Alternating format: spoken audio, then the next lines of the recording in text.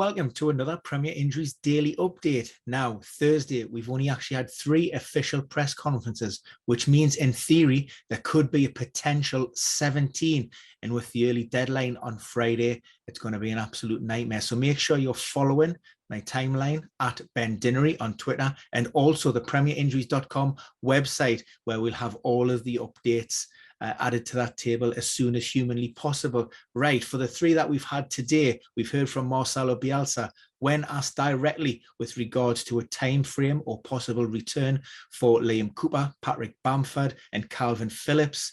He dismissed those and dealt with it with a straight bat, as he always does. It depends on the evolution of the injury. Now, local press reports suggest that Calvin Phillips could be in and around 2 months. If that's the case, it is possible that the midfielder could also have surgery on his shoulder.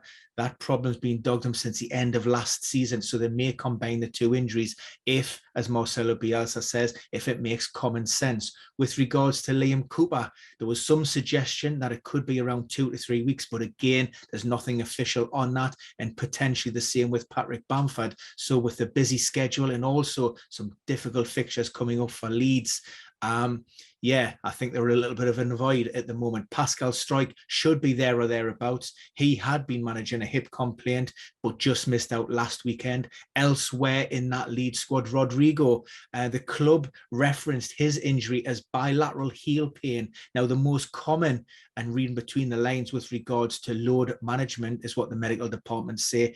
We're looking at possibly plantar fasciitis, which is at the front of the heel, or possibly Achilles tendonitis at the back of the heel. Probably one of those 2 conditions, which means if that's the case, he will be assessed game week to game week. No definitive time frame. It depends on his response. We've seen historically for the likes of maybe Jordan Henderson's one, these can be managed, but quite painful. And like I say, sometimes players can train but just have a flare-up overnight. So I wouldn't be relying on Rodrigo at any time in the near future. For Southampton, Ralph Hasenhüttl, he confirms that new signing Willy Caballero, the 40-year-old veteran goalkeeper, is likely to come in for his first start for the club, make his debut. We know that Alex McCarthy suffered a hamstring injury last weekend against Brighton, and that's probably going to keep him out for between 3 to 4 weeks, while Fraser Forster was back on the training pitches, but he didn't recover in time, and the game's going to come too soon.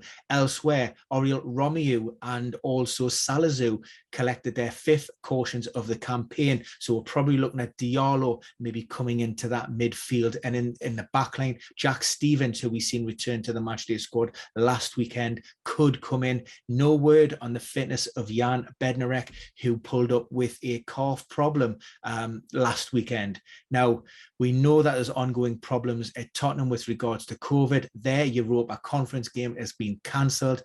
I'd be very surprised if the game against Brighton does go ahead as it currently stands. And there are also maybe question marks with regards to the Leicester game against Newcastle. Brendan Rodgers said there were 7 players missing out on Thursday night, but that was a mixture of COVID and illness. So we wait to find out on that. But like I say, keep following.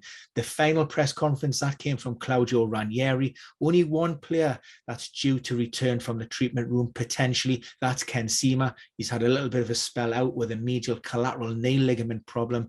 Elsewhere, Serralta, he's hoping to rejoin the group next week. Probably too soon for that midweek fixture, game week 17, but maybe in contention for game week 18. Ismail Starr, of course, he's out until early 2022. So for now, short and sweet, and that's it. But like I say, keep following. If there's any news that's breaking, we'll put a video, but keep following the timeline, and of course, keep on checking the video. That's all for now.